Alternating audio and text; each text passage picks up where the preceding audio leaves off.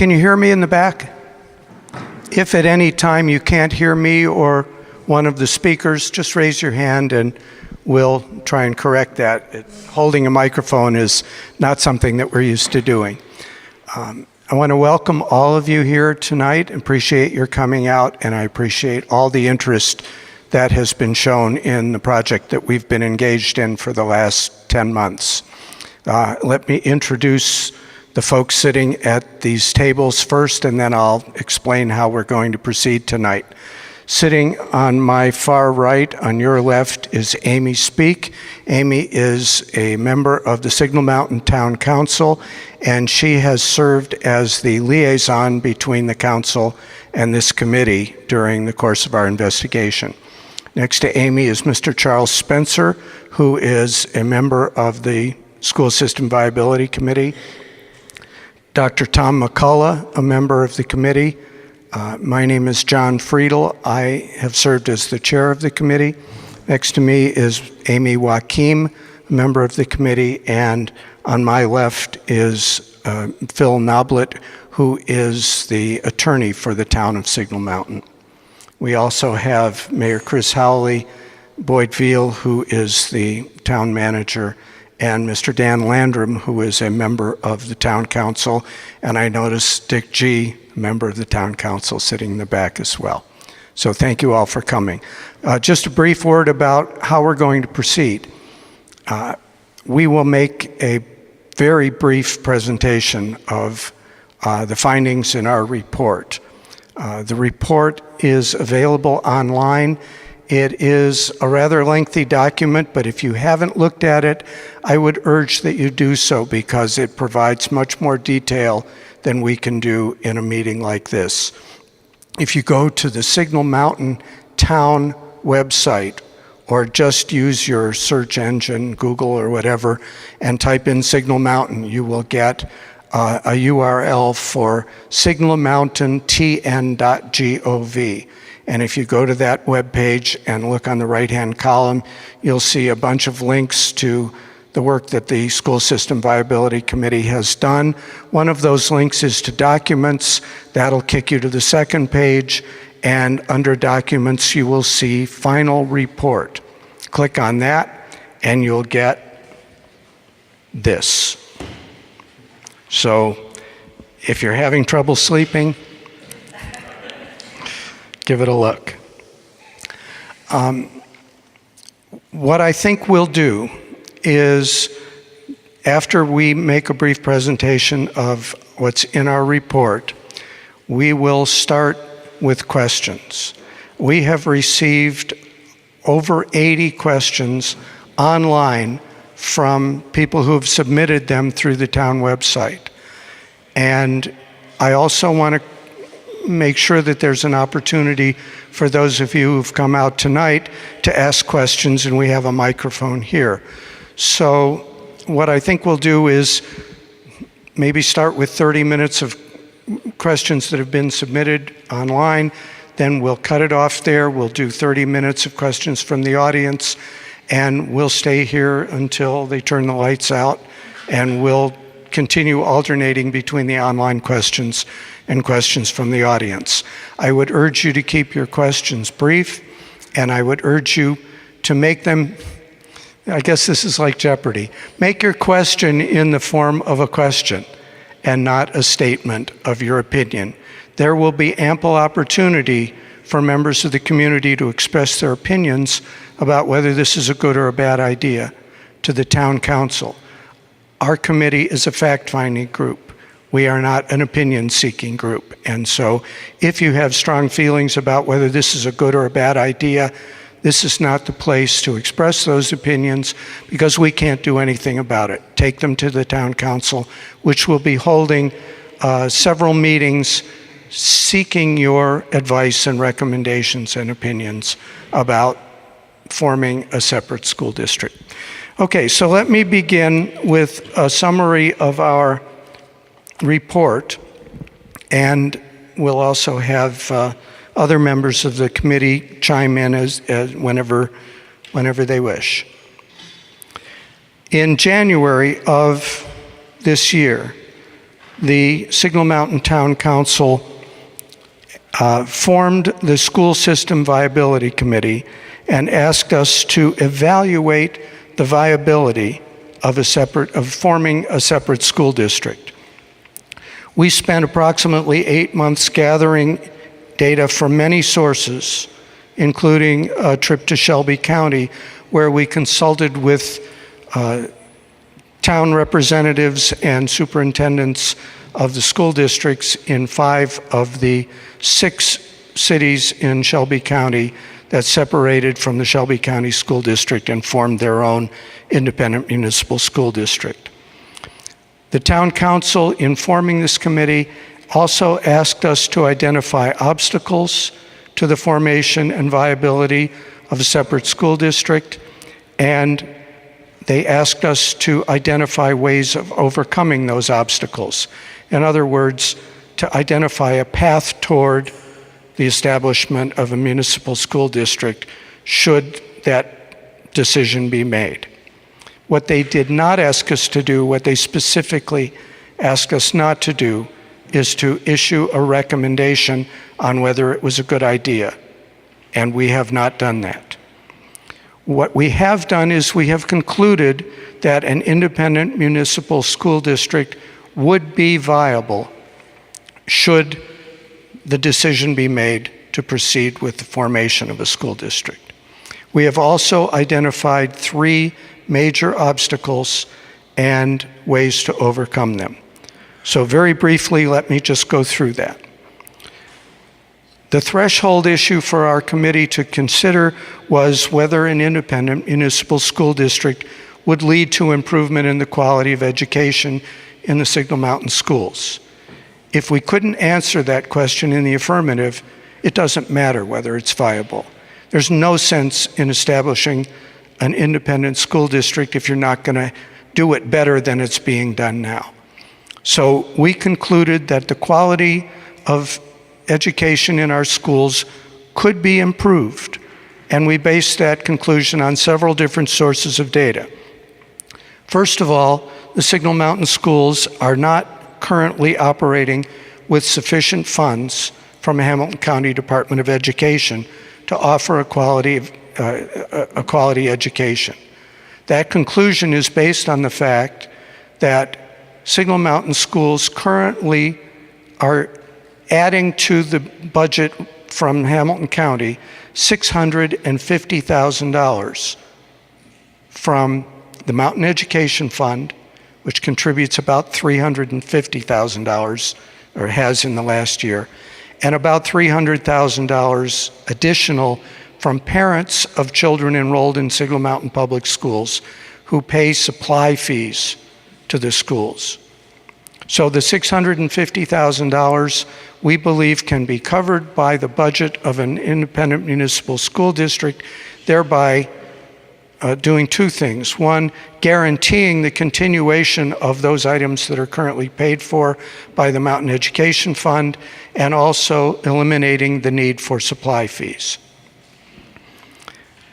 The second basis for concluding that quality could be improved is a survey that we conducted of parents, teachers, and citizens of Signal Mountain, not just the town, but of the mountain community.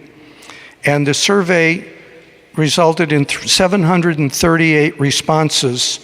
And as you can imagine, with that number of responses, the answers and the comments were all over the board, but there were numerous comments about how quality might be improved, about things that the schools could do differently and do better. And so we believe that while it's not our role to make recommendations about how to improve the schools to a future school board, should one be established, we believe that there's ample evidence and information available to a school board to make recommendations and implement policies that would lead to improvement. And the third source of our conclusion about improvement of schools came from our visit to Shelby County, where we met with 6 different 5 of the 6 community, we met with mayors and town managers and superintendents of the school systems, and in each case, they vigorously informed us about the improvements that they had witnessed in the schools after they split off from Shelby County. Again, I don't want to go into a whole lot of detail, but there is a section in our report that goes over the recommendations and the comments that we received from the Shelby County administrators. And I would refer you specifically to a discussion on page 13 and 14 of the report, where you have just one example from the superintendent of the Germantown schools. So we're confident that there could be significant improvements.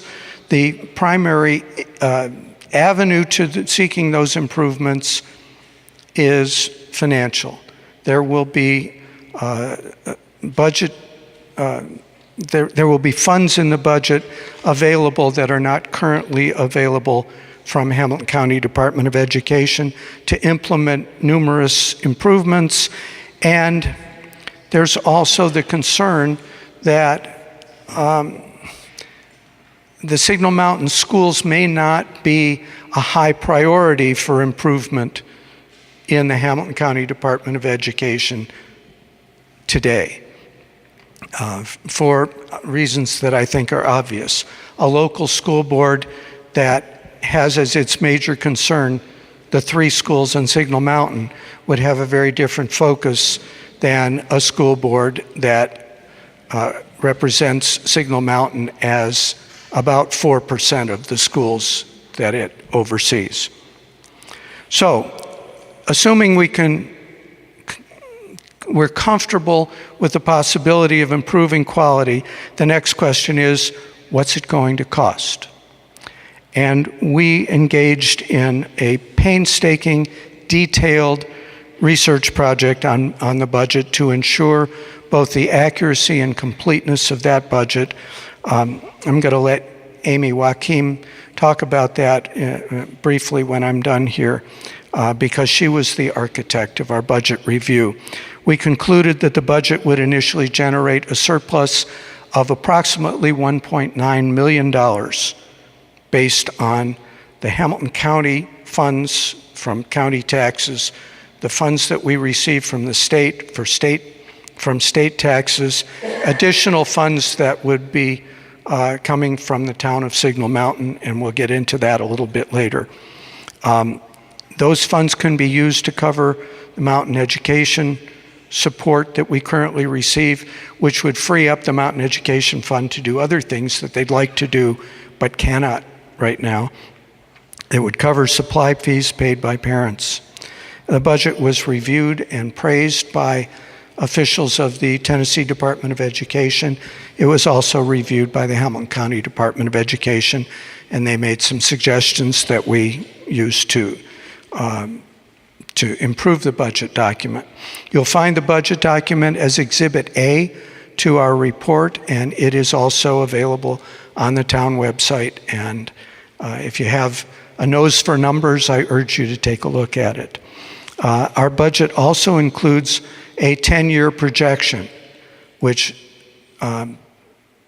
acts as a risk analysis to look at what the likely budget outcome would be in 5 and 10 years after the initiation of an independent school district, to make sure that a school system would be financially viable, not just in year 1, but projected out into the future.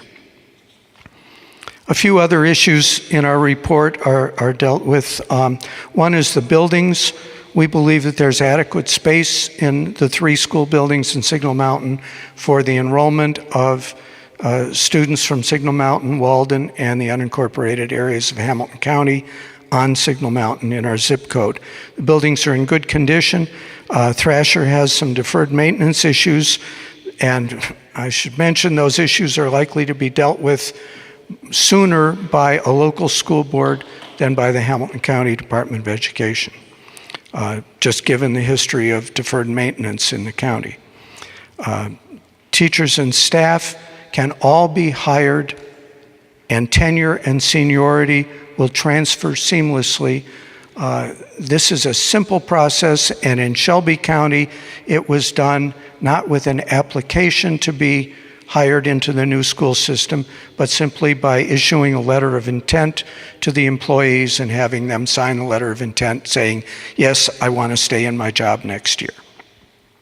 The budget provides for the continuation of all benefits, including health insurance, provides for a retention bonus, should the school board choose to implement one, for teachers and administrators, and state law requires that all employees be hired at least the same salary and benefits. A third issue has to do with the International Baccalaureate Program. That program will be continued in its current location. It does not need recertification. A fourth issue has to do with busing. Will students who live on Signal Mountain continue to be bused to the Signal Mountain schools? The answer is yes. There is no reason not to assume that all students who are currently riding a bus to our schools would continue to do so. A fifth issue has to do with Hamilton County magnet schools. Students, I think there are 51 students who live on Signal Mountain who currently attend Hamilton County Department of Education magnet schools. They should be able to continue their attendance. Current Hamilton County Department of Education policy allows all county residents to apply.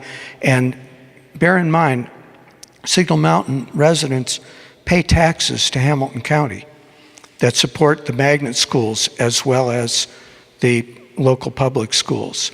And so there should be no reason for Hamilton County to deny access to the magnet schools should residents of the mountain decide they want to attend a magnet school instead. If Hamilton County did decide that they wanted to change their magnet school attendance policy, they would lose all funding for those students. And that's about $550,000. So if they're strapped for money, you would wonder. Finally, an issue that was raised by a number of people during the course of our investigation was the continuation of special education services. Special education services are mandated by federal and state law. There is no reason why those services would not be continued at least the same level, and we would hope at an improved level in terms of both staffing and service that is made available. That includes bus service for all students who qualify for special education. John, I think it'd be important to point out at this time that the money follows the students. If they attend Signal Mountain schools today, that money goes to the Hamilton County Department of Education from the county and from the state of Tennessee. If your child attends a magnet school, that money essentially goes to the Hamilton County Department of Education from the state and from the county. If Signal Mountain forms its own school district, the students who attend county schools, the money still goes to those magnet schools. Students who attend Signal Mountain schools, the money would come, the state and the county money would come to Signal Mountain schools. That's just for a point of emphasis. Thank you, I appreciate that, Tom. I had not made that clear. Just finally, to wrap up my summary, we identified three major obstacles to the formation of an independent municipal school district.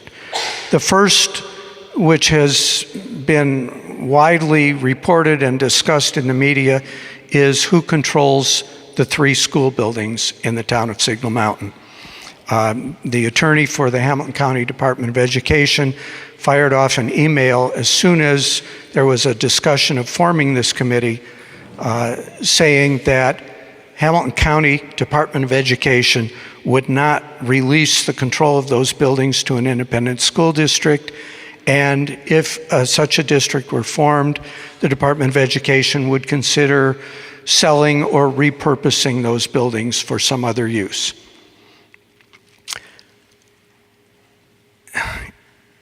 He is paid by his employer, and his message is the message that his employer wants him to say. There is strong legal precedent for the counter-argument that the schools are not owned by the Department of Education in the same sense that you may own your home or your car. If you own your home or your car, you can sell it, you can give it away, you can do anything you want with it. Public buildings paid for by taxpayer funds are considered to be held in trust for the people who paid for them. They are not owned in a type of ownership that we experience in our private lives. If a separate school district is formed, there is a strong legal argument that the school district would then transfer the ownership of the buildings to the new Department of Education in the Signal Mountain District, and the district would then operate those buildings. It would pay for the maintenance of the buildings.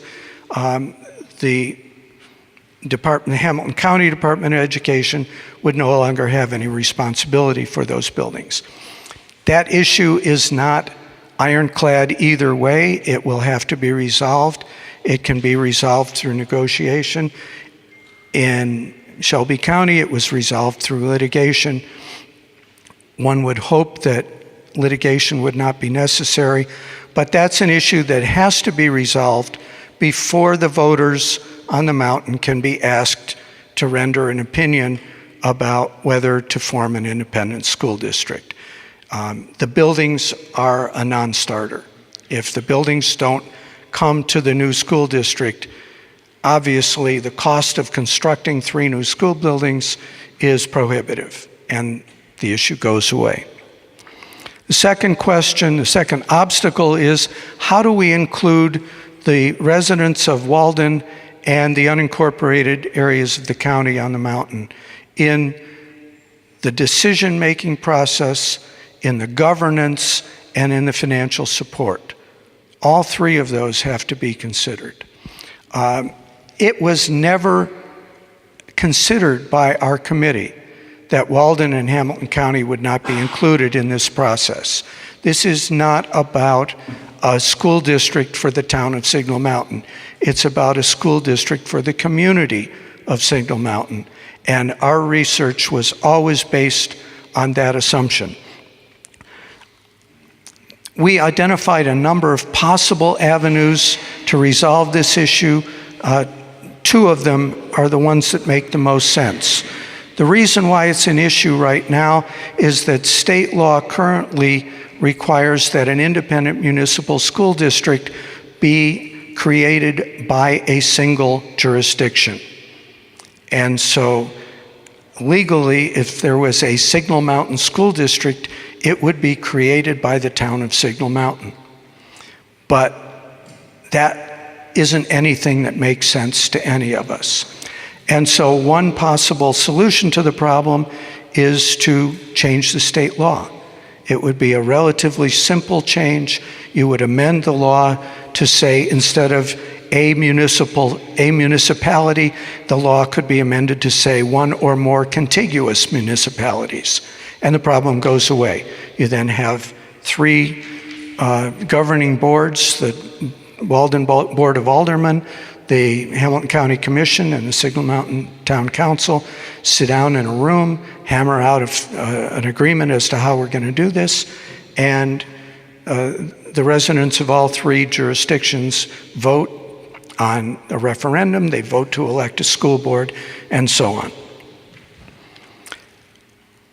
Perhaps a simpler way and a more likely way than amending the state law would be to have what's called an intergovernmental agreement, which is an agreement without an amendment to the state law, where the 3 governing bodies sit down and simply hammer out a contract that deals with issues of voting, of representation on the school board, and of financial support for the school district. I think that could be done relatively easily and quickly once we get past the initial issue of the school buildings and the ownership and control of the buildings. A third obstacle that we identified is the financial contribution required of the town of Signal Mountain. A regulation in the State Board of Education, State Department of Education rules says that a municipal school district, the municipality that controls the school district, must contribute an amount equal to 15 cents per $100 of assessed property value.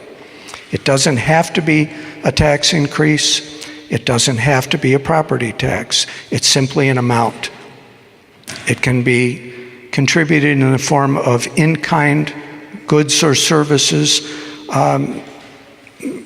Frankly, it's probably going to require some sort of tax increase in the town of Signal Mountain, but that's not an issue for our committee to recommend or decide.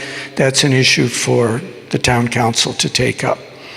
I will simply mention that, the amount that would be required based on the most recent reassessment of property by the county is roughly $438,000.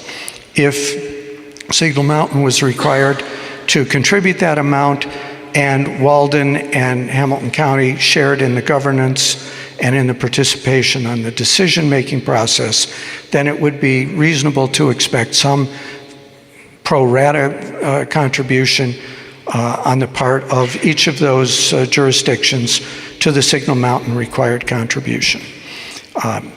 Just for your own reference and information, 15 cents per $100 of assessed value works out to $150 in property tax increase for a $400,000 house. So, depending on how you feel about that, it either isn't or is a lot of money.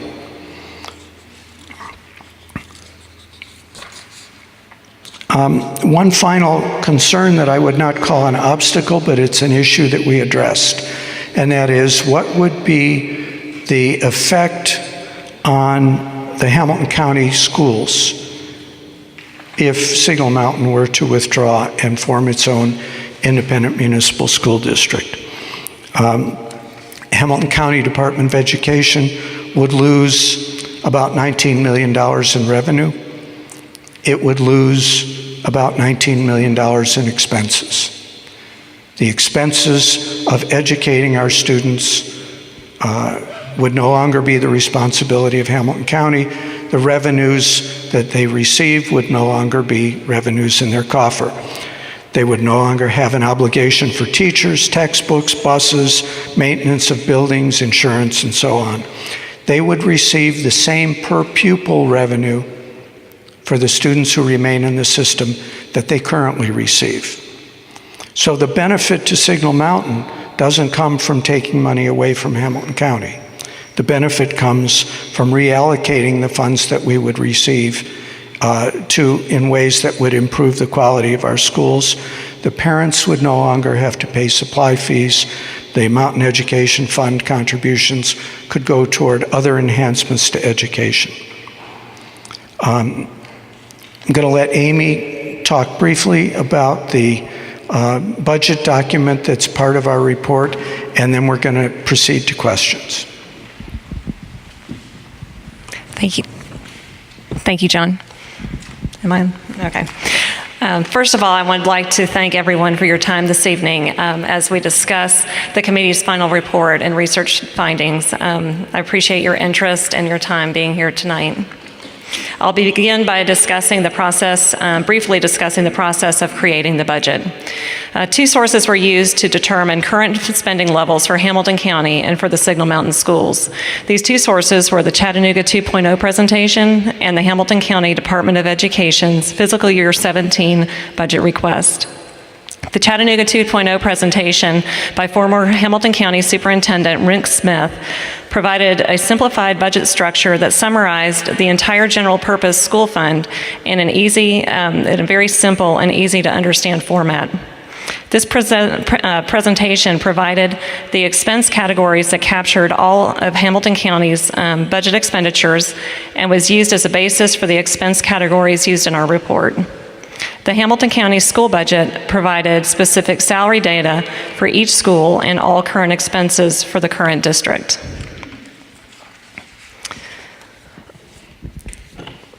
One revenue scenario was considered based on estimated state, county, and local funding from Signal Mountain School District, since Tennessee state law specifically dictates how funds are allocated to municipal districts. The total revenue estimate for a year one Signal Mountain School District is approximately $20.7 million. State and county funding represents the majority of the revenue funding for this proposed district, and in this case, it would represent over 95% of the total revenue. The required municipal contribution and the non-residence fees represent a very small portion of the total district revenue. Both of these combined represent less than 5% for both, and the municipal contribution portion required by the state represents just 2% of the total revenue. Two scenarios were considered for expenses for comparison purposes.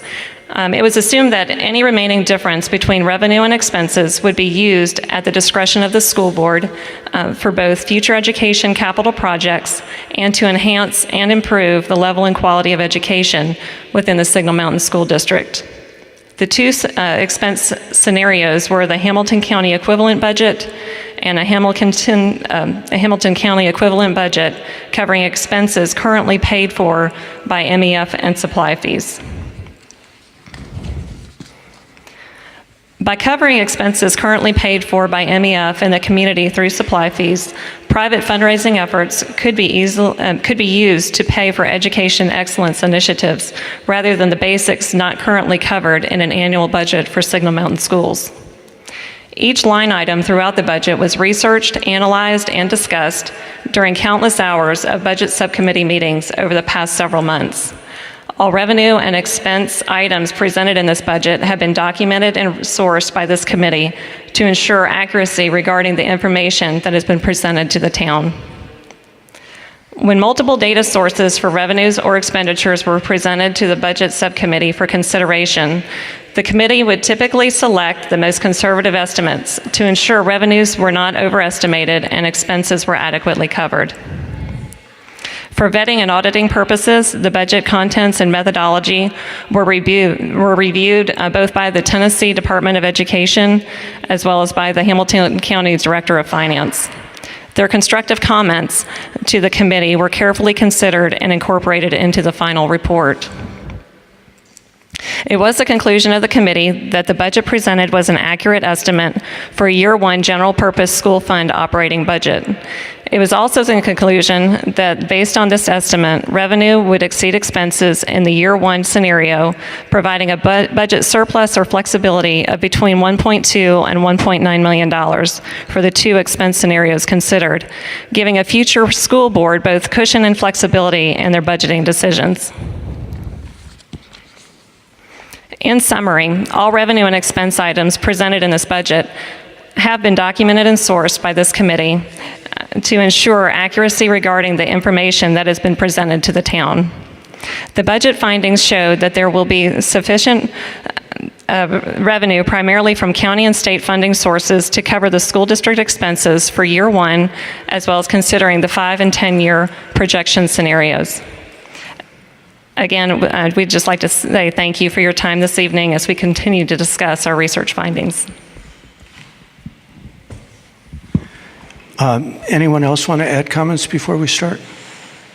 Tom, Charlie, Amy? Okay, it is 7:35. How about if we take questions that were submitted online until 8 o'clock and then questions from the audience at 8? Okay. And I'm going to read the questions. We all have a copy of them here.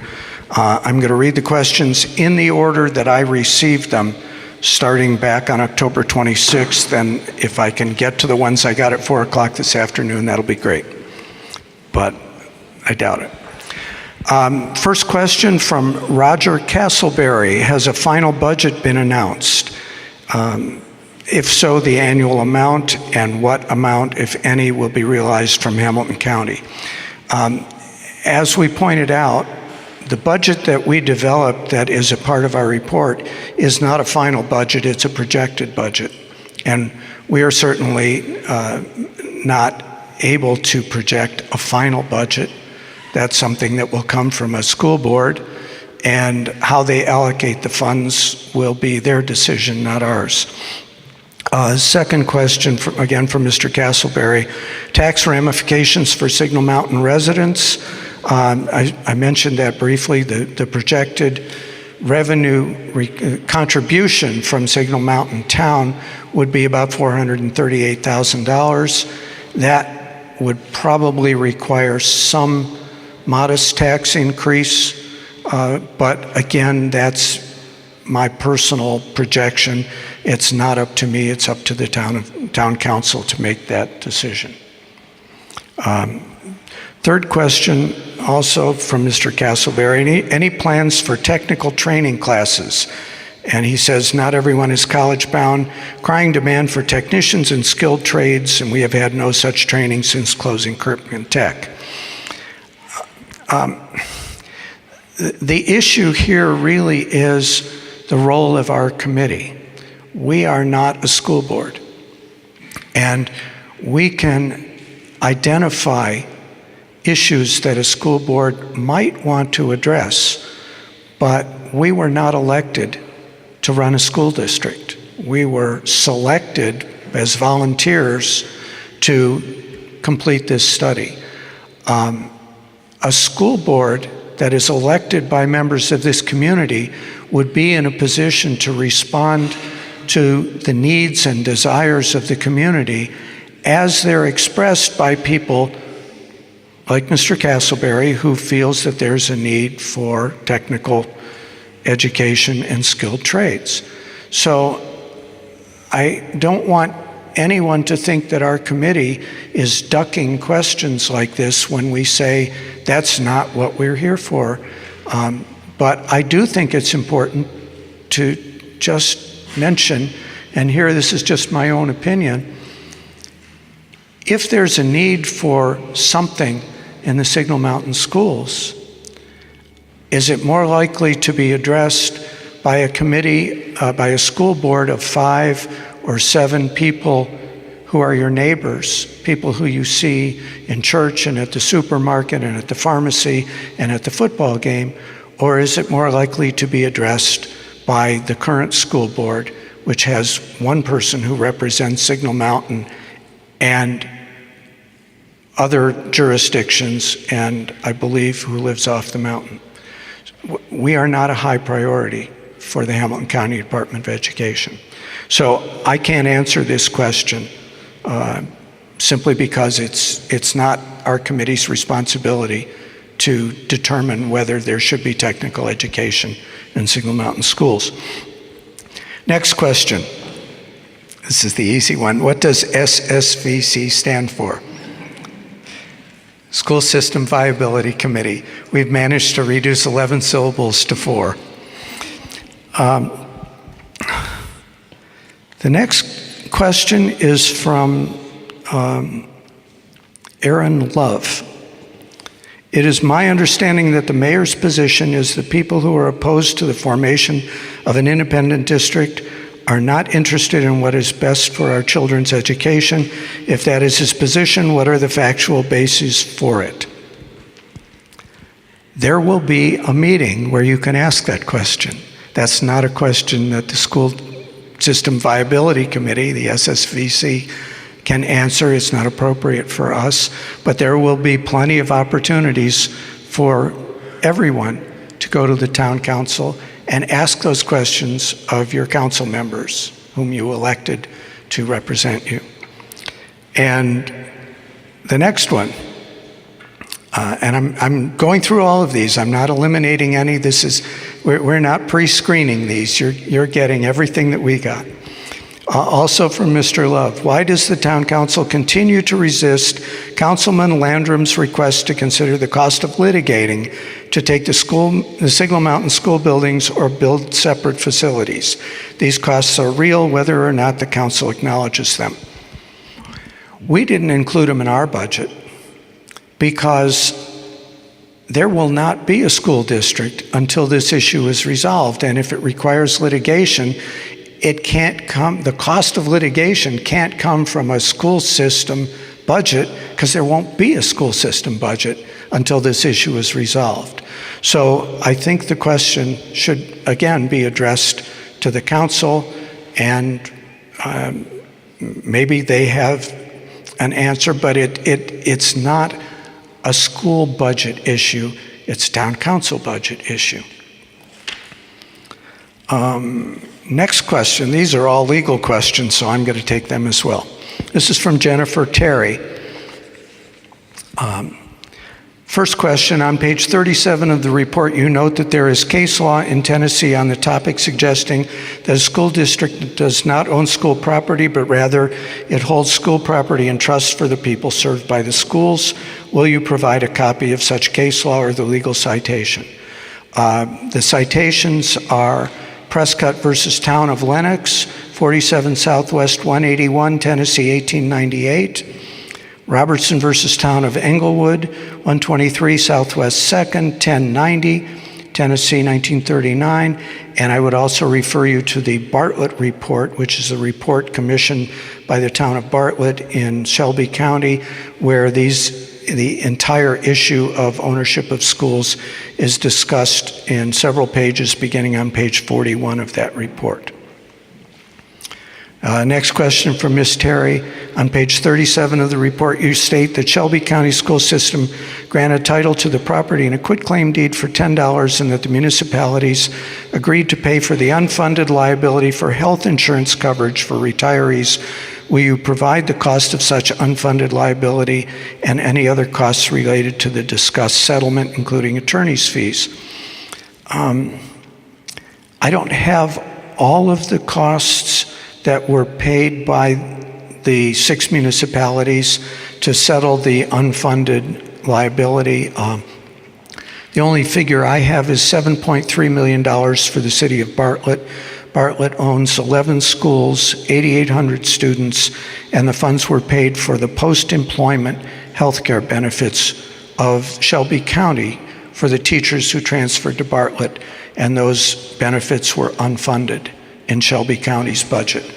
My understanding is that those are funded or non-existent in Hamilton County. John, I believe the issue was that Shelby County had a different system of, for example, retirement and so forth than the state of Tennessee had. So there was some liabilities there that they had to assume in that agreement. Right. There was also the question of whether those payments were negotiated in lieu of payments for the buildings. There will be an opportunity for you to ask that question. I believe that a public forum has been arranged for sometime in early December, where representatives of some of the counties, some of the towns in Shelby County will be coming to Signal Mountain to answer your questions, and I think that's a question that would be more appropriate for them because they have the actual data. I got the Millington's number as well. Amy's pointing out the Millington settlement agreement is $230,000 a year for how many years? It was per year for 12 years. So it's $230,000 for 12 years, so that's about $2.7 million. Okay. And finally, a question from Ms. Terry. On page 22 of the report, you conclude that the municipal contribution is not required to be in the form of cash. Will you provide legal authority, i.e. a specific citation to support this conclusion? I can give you the rule. It's a Department of Education rule 0520-1-8.01, subparagraph 5. And Phil, do you want to add anything to that?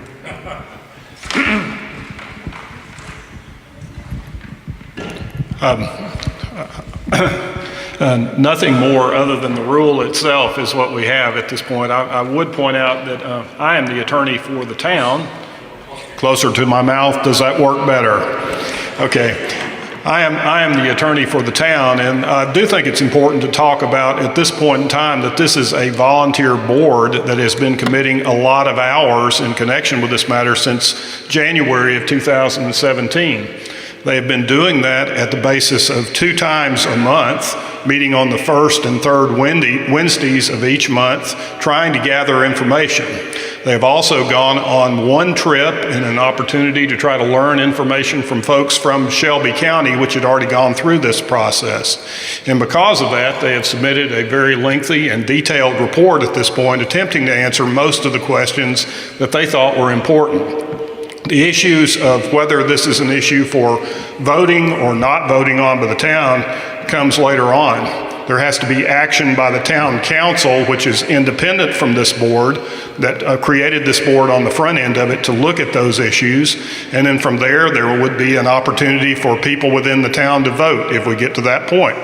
All of those are issues that are waiting ahead of us here now.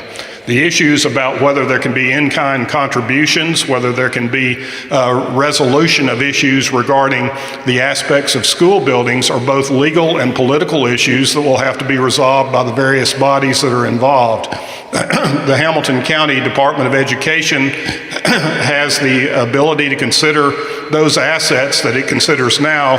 It also has the opportunity to consider whether those assets are merely monetary assets or assets for the benefit of our children. All of those things will have to be decided at a later time. But the aspect of in-kind contributions is set forth within the regulations. Thanks, Phil.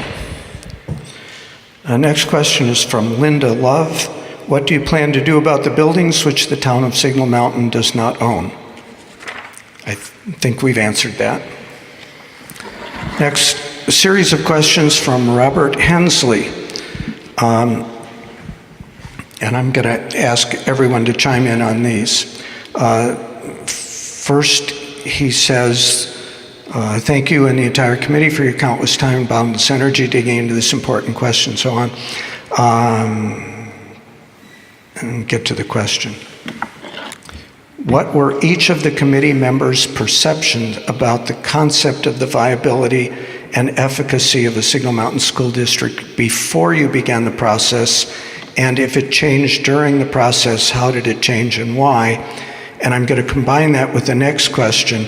What is each of the committee members' thoughts as to why a Signal Mountain School District is or is not a good idea? And I would like everyone at the table to chime in and answer this question. Charlie, can you grab a microphone and start if you wish?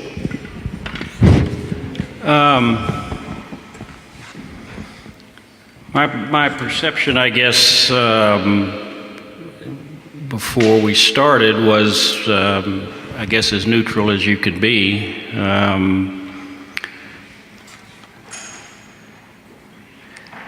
And I guess during the process, it's changed somewhat,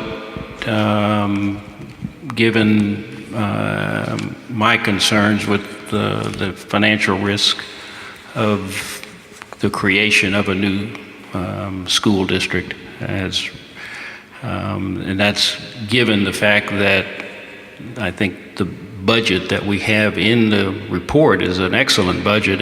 As Amy and John have said, it's extremely detailed. It lacks some robustness that I would have preferred to have included based on analysis that I've done in the past.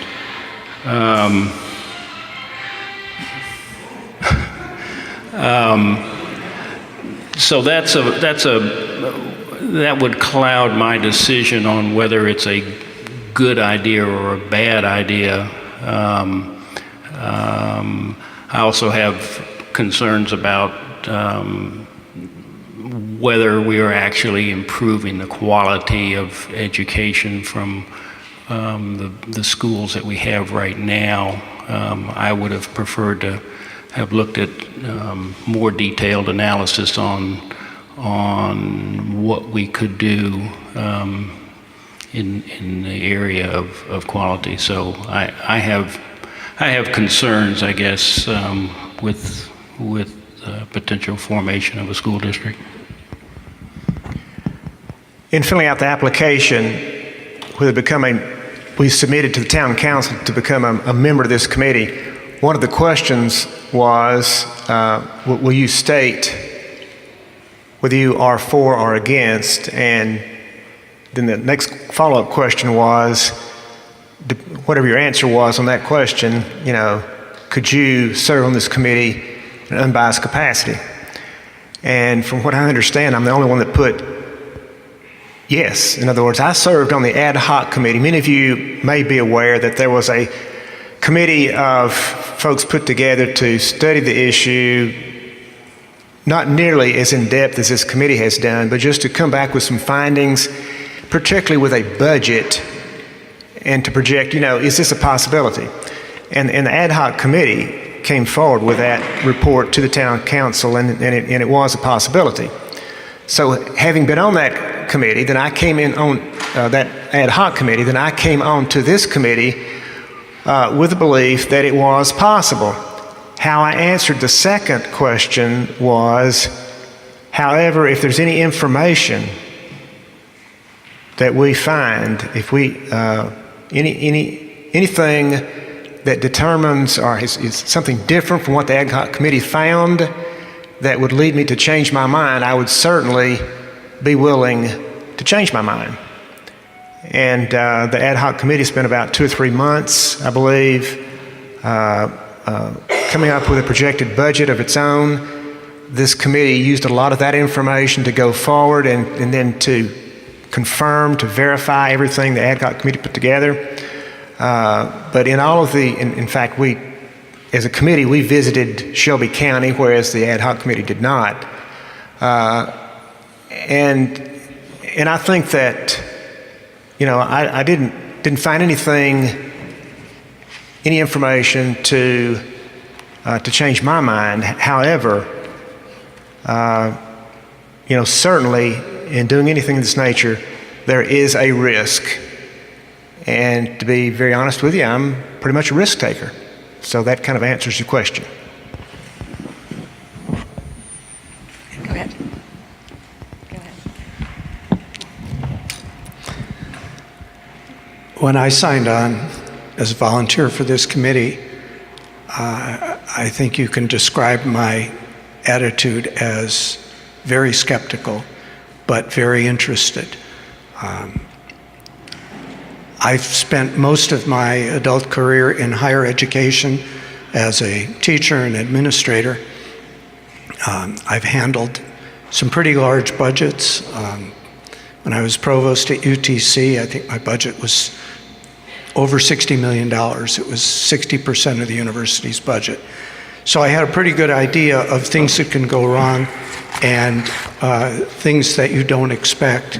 And I was very skeptical about a small school district breaking off and the startup costs and the ongoing maintenance costs. As to whether it would improve the quality, I have lived in Hamilton County since 2002. I am an avid news junkie. I read the papers, I watch the local news, I see what goes on in the Hamilton County school system. I have been a friend of 2 former school superintendents who are no longer here. And so I was skeptical but optimistic. And over the course of the 10 months, I have learned enough about how K through 12 education works and about how I think we could do it better with local control. And I am now comfortable with the decision that the town council will make, whichever way that goes. I think I too am a natural skeptic, and I can relate to a lot of what Dr. Friedel just said. But yes, I'm naturally very skeptical, and probably was very skeptical when this whole idea, when I was introduced to this whole idea to begin with. It was an interesting process. I think that we've gone through, as we have researched, asked a lot of questions, and dug as deep as we could. Tried to dig as deep as we could to really find out the answers and the facts. And an interesting process working with this committee. The town, I'm impressed with the group that the town put together. They ask a lot of really tough questions. They're very inquisitive, and everyone, I think we hold each other very accountable to the information that has been presented to the committee. So anyway, it's been an interest. It is. So we've had to justify our research findings to one another throughout this process, make sure that everything is sourced, and so that we could come up with a product that we were all comfortable with. So it's been an interesting process. Thank you. This seems like a good time to switch gears and invite questions from the audience. So we have a microphone and a podium. You can step up and just identify yourself and ask your question, and whoever's here that's appropriate to answer it, come on. We'll take a crack at answering.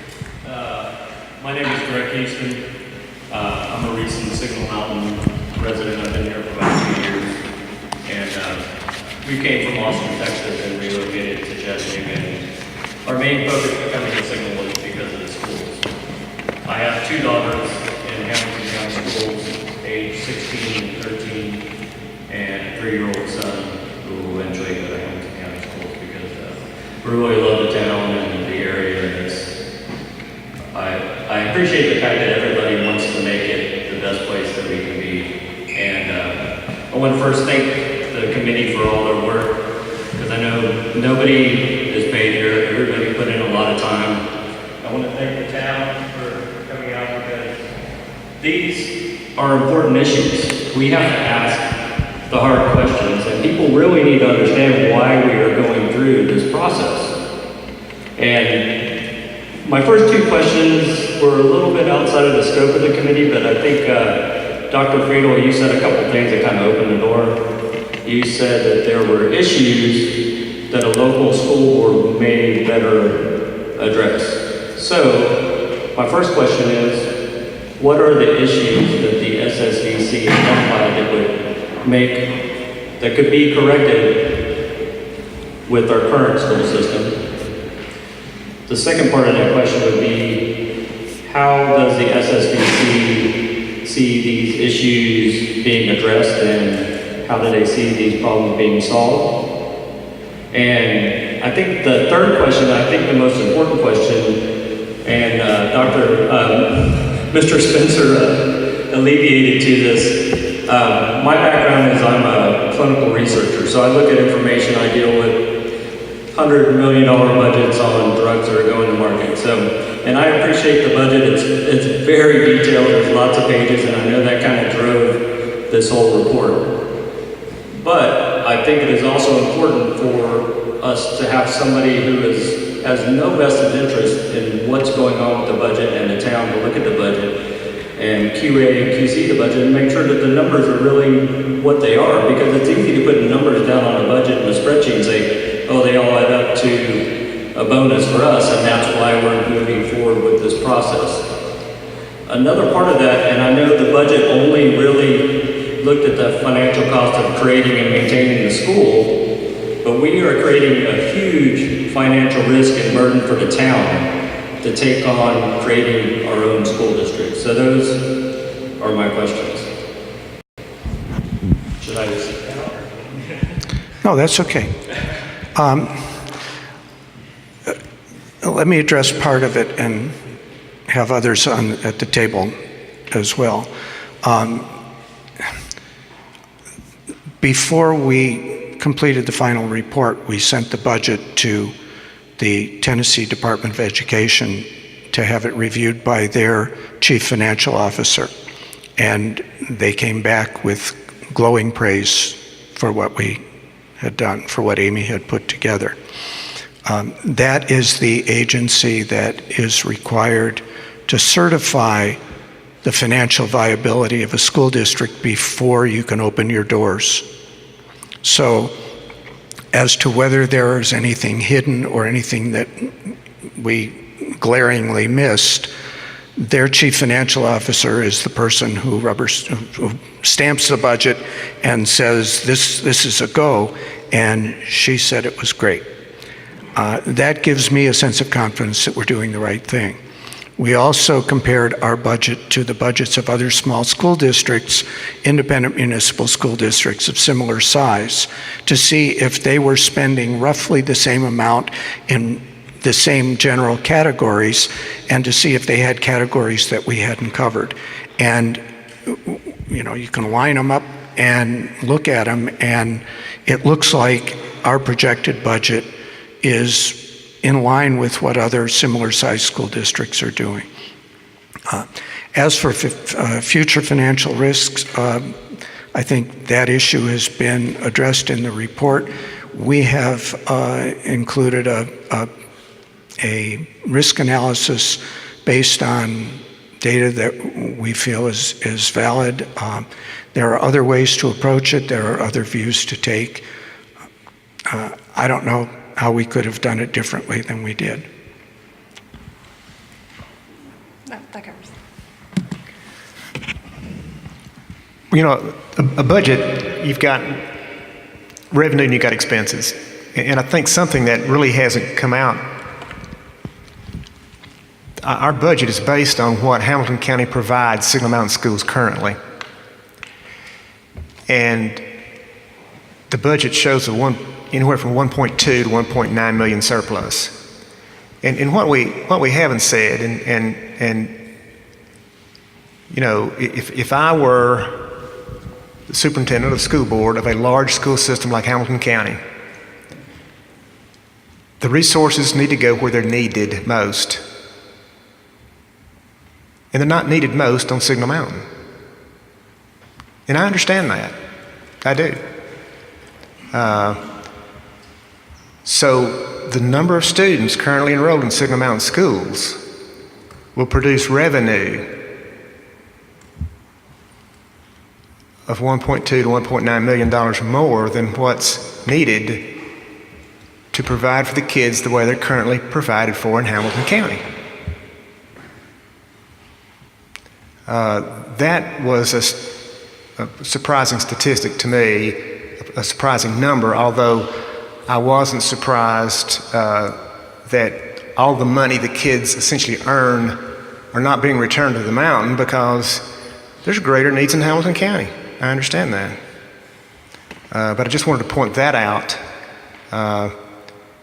as well.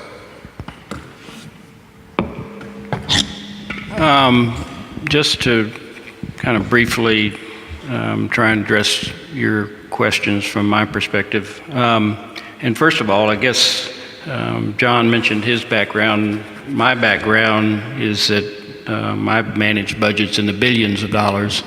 I've about 40 years experience in doing these types of analysis, some simpler than this and some much more complicated, some as part of a team, some just by myself. And I've worked with the three former superintendents and the current superintendent in STEM education for probably the last 15 years. So that's kind of my background that I bring to the committee. What you mentioned with financial risk of a school district versus the town, I think a proposed school district would be roughly twice the revenue and cost that the town is. That by itself is a risk. When you have the town as the ultimate entity that would have to make up any shortfalls that would happen within a school district. Having done this work for better than 40 years, there's always unintended consequences. There's Murphy Law lives. There are, as detailed as our analysis is, there is always things that either we didn't think of, or the costs were higher, or the revenue was lower. It's just the nature of a study. And things could work out better. I mean, you could end up with a surplus potentially higher than what is in the study. I mean, this works both ways. But Tom said he was he liked risk. I don't like risk. I'm risk averse. I'm a resident of Signal Mountain. I pay Signal Mountain taxes. I also pay Walden taxes. Some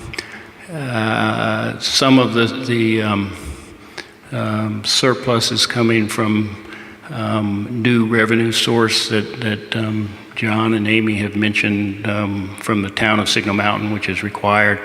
Also from a potential student tax on Walden and unincorporated students that would be out of district based on our study, and there would be a charge for those students.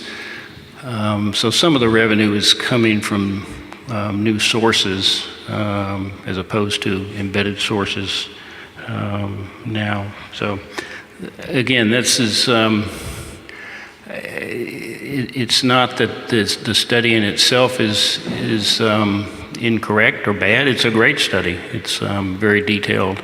It's just there are potentials for both upside and downside, and I'm more concerned with the downside as a resident of the mountain. One thing I'd like to mention is that before the doors can open, before a school district can actually make the transfer, the Department of Education has to put their stamp on it. That means that you have to have all of your staffing needs to be in place, your plan needs to be in place, your actual budget needs to be in place before they will give you the keys, before you can take the keys to the building and open it up as a school district. So that is one of the, as far as for risk, and one of the things that they also require is a rainy day fund, and that helps cover some of the risk. Before you can start your school district, you have to have 3% of your budget saved as a rainy day fund, and that helps to cover some of the risk aspects that have been mentioned. And so the vetting, I think the vetting process, having to answer, to address your concern, having the Department of Education as well as the Hamilton County's Director of Finance, we couldn't think of two other places to go that would have more knowledge about school districts, about our schools, and about a budget for a school system. I don't think anyone else could have done a better job of reviewing the information. Thanks. Question from the audience. Yes, would come up to the microphone, please, so everyone. Okay, that's good. You hear me? Yes. Okay, Brent Morris. I want to know, if your only tool is a hammer, every problem is a nail. So I want to know if you took into consideration other ways to improve the quality of education for our children other than this way. Was that something that you thought about, or was it all framed in terms of this or nothing else? Well, our charge was to determine the viability of a municipal system on Signal Mountain. So essentially, that's what we set about to do. I will use some information on the survey. Were you aware that we sent the survey out, and there were, we've already alluded to this, 738 responses, 488 came from parents, and 74 came from teachers. Another 156 of the survey respondents were citizens, concerned citizens.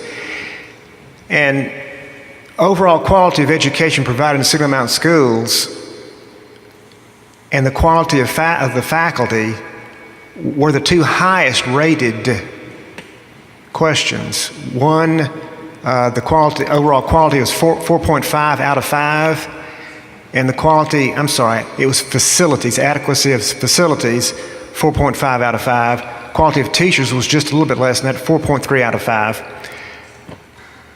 There were hundreds of comments. We solicited comments as well, hundreds of comments. This is where I'm going in trying to answer your question, because once again, that really wasn't something we were asked to do.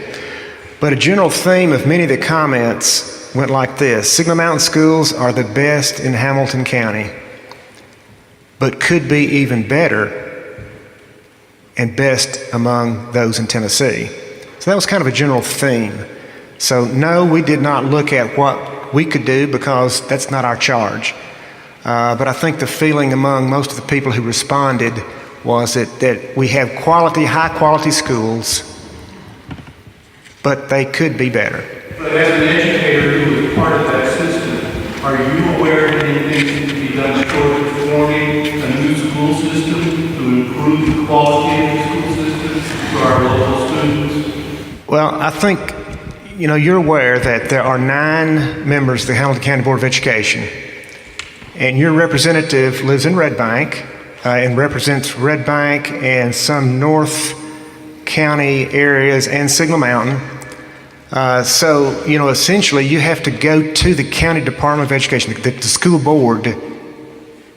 For example, when Signal Mountain Middle High School was planned, there was an awful lot of community involvement, probably, more so than any other school created in Hamilton County, and that includes East Hamilton, which opened a year after.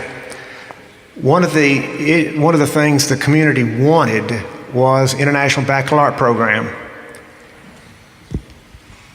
And Signal Mountain Middle High School was authorized 8 years ago as a International Baccalaureate school. The county didn't propose that. The parents proposed it to the school board, to Hamilton County Department of Education, to the superintendent. It was probably 2 years after the process started that Hamilton County really got involved. And it was only after it had been authorized that they decided to fund, because the Mountain Education Foundation pretty much funded the initiation of the IB program at the middle high school. So what have I said in that? Nothing from the committee, but from my personal point, from having been a former principal in 3 schools here in Hamilton County, public and private, having served as 3 years as principal at Signal Mountain, the way to do it is to get together what you believe is a good plan for implementation and go to the school board and see if they will do it. Now the difference is if Signal Mountain had its own municipal system, then you're talking about going down the street and talking to some folks, as opposed to trying to convince 8 people who don't live in your community that what you have is a good idea.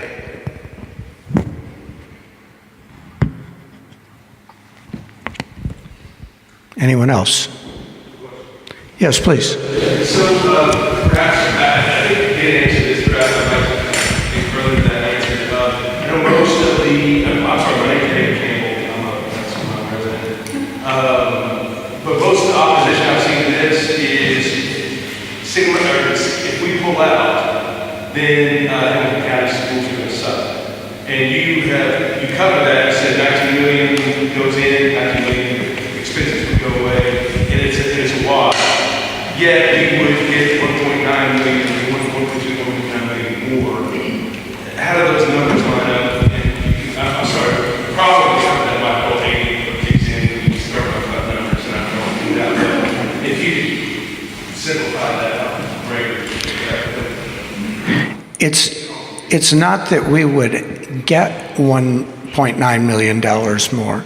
It's that we would have $1.9 million more to spend for a couple of reasons. One is that the town would be making a contribution that would actually offset the supply fees that parents pay. But more importantly, Hamilton County budget includes, is it $34 million? The central office. Bear with me.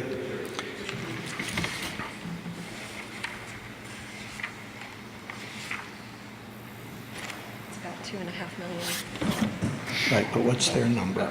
The total, $42 million of the Hamilton County budget of about 360 is allocated to their central office administrative costs.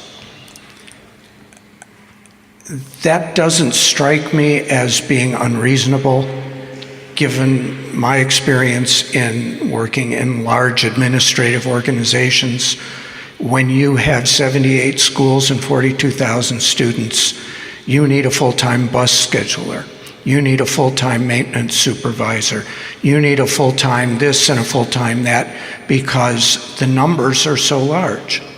When you have 3 schools and 2,400 students, you can pile several of those responsibilities into a single administrative office, and you don't need to allocate the same percentage of your budget to central office costs. So whereas their administrative costs are a relatively high percentage of the budget, the projected administrative cost of a central office of a small school district is much smaller percentage. And the difference then becomes funds that you can spend on educating kids instead of the structural organization of that school system. And again, that's not a criticism of what Hamilton County is doing. They're dealing with a mega system, and Signal Mountain would be dealing with a much smaller organizational system. And by the way, when we look at what's going on in Millington and Lenore City and other school systems of similar size, 2,400 to 3,000 students, our numbers compare favorably with theirs. We're not creating a budget that is a fantasy. Our numbers are similar to what their administrative numbers are. So just to follow up on that, do you have any information on how Shelby County schools fare after? So I trust your numbers, but I'm trying to get down to is, are Hamilton County schools going to suffer? And I'm here to say no. That's a big concern for a lot of people. But pointing to Shelby County schools, did they suffer after? Or do you know? We have read the criticism, we've heard the criticism, I've read articles in various publications about the whole process of creating an independent municipal school district. I can't find any hard evidence for how Hamilton County is going to suffer.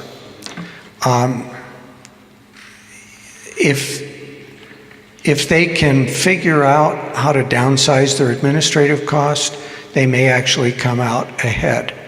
Hamilton County schools should end up with a higher per pupil revenue, even though they would lose $19 million in revenue. Their per pupil revenue would be slightly higher because the proportion of Title I students would be greater. And Title I money comes from the federal government and is sort of outside the budget. So, yeah, there are things that Hamilton County needs to do, and they need to focus on certain schools in at-risk areas with high at-risk student populations. I don't understand the criticism that somehow creating a separate school district is going to hamper the efforts that Hamilton County is putting toward those schools for example, in the 5 schools that are subject to current discussions about state takeover. So I'm hearing you say that if this did happen, then Hamilton County schools could in fact improve and more. Well, it would stand to reason that if they didn't have to worry about the squeaky wheel up on the mountain, they might be able to focus a little more on the problem issues that they're trying to address. Just for an example, one of the issues that was raised in our survey, more than 100 respondents specifically commented on the issue of the early start time for our middle high school, which is 7:25 in the morning. There's lots of research that says that that's not good for adolescent development, that getting up that early and getting in school that early, it just doesn't, it's not optimal. The American Academy of Pediatrics recommends a starting time as late as 9 o'clock in the morning, just because of biorhythms of adolescent kids. So we were able to project, we were able to calculate the cost of a later start time. Why is the current start time 7:25 in the morning? It's because the cost of adding a couple of additional buses, rather than having the buses run double routes, so they drop kids off and pick them up for a different school. The cost of adding 2 additional buses to have a later start time is about $140,000. Hamilton County doesn't have that in their budget. Since we published a first draft of our research and identified that as a major issue, I have heard, I haven't verified it, but I've heard that Hamilton County Department of Education, the school board, is now talking about adding additional buses so that not only Signal Mountain, but other schools that have double routes and early start times will not have to do that. Was it because we identified that as an issue and we are the squeaky wheel? I don't know. Maybe, maybe not. But that's now $140,000 that Hamilton County can't spend on the 5 problem schools where they need to focus more attention. So any budget decision has a positive and a negative consequence. We can solve that problem here if the school board chooses to do so, and it won't affect Hamilton County in a negative way at all. And that's just one example. Why don't you ask, because special needs was such an issue, see if there's anybody has a special needs question regarding special needs. Okay. Tom suggested that I ask if anyone in the audience has a question about special needs children in special education, because the reason that's been an issue. Yeah, the reason in the survey, that was one of the issues that came out, concerns about how can a small system handle the needs, and there are a lot of rumors going around, unfortunately, that we couldn't address at the time. But first, I think if Amy will preface any question by how the proposed Signal Mountain budget addresses special needs, special education, as the current budget from Hamilton County does. Well, one question before we get there. If you're going to address the body on here, if you can come up to the microphone that is in front, that'll at least let it get on the sound system. Right now, they're having a difficult time being able to record if they're not getting that from the microphone level. So Mr. Campbell's comments, it was sort of hard for them to be able to get them. So if you can do that in the future, just start from there, and then I think that'll help them. Okay. If no one else, if we don't have any other questions, I'll just go on to Mr. Hensley's. It's going to be a question. Oh. I just thought that if you, a general, Okay. how we Is there a address. question? Go ahead. Does anyone in the audience want to address special needs as an issue? Anyone, please. Hi, I'm Kathy Corley, and I've been a resident of Signal Mountain for 25 years. I have 2 children who have special needs, one who's graduating from the high school and one who's in 4th grade at Bellingham currently. You mentioned that Hamilton County has a large percentage of the budget allocated to central office expenses, and that's one of the advantages of being able to go to a smaller district, because a big district needs a full-time bus scheduler and a full-time whatever that can be then reduced. But in special ed, because it's a large district, they're able to employ a team of consulting teachers that represent a variety of different specialties. they are able to have an assistive technology expert, someone who's a behavioral specialist, and so on. They have a team of, I don't know exactly how many consulting teachers, but this is beyond just the having an occupational therapist, physical therapist. Those specialized services that take place in school, those consulting teachers are able to be a resource to the special ed teachers within our schools. We don't need them all the time, but when we do need them, we need them desperately. I think that one of the unintended possible consequences will be that our special ed teachers will have in our central office, our administrative program, we'll have one generalist special ed director instead of a team of specialists. So that's one of the things that I see as a possible unintended consequence, and I'd like to know what we could potentially do to offset that. Okay, thank you for your question. I think as far as to answer your question, and there's going to have to be a lot of policies set by a school board. And I think the purpose of our committee was to make sure that the school board would have in place the resources that they need to take care of these children and to take care of all of the children in our schools. And it is a priority of this committee. We asked Hamilton County quite a few questions. The first questions on our list, and it was about 40% of the questions, were based on special needs. Because when originally looking at the budget items, there's a lot that can be found within the Hamilton County budget or within the Chattanooga 2.0, but there's a lot that cannot be found regarding special needs, and you have to really dig hard to find those answers. And so that is what we did, and not, as far as what the tasks that we were set out to do was to make sure that the resources are in place.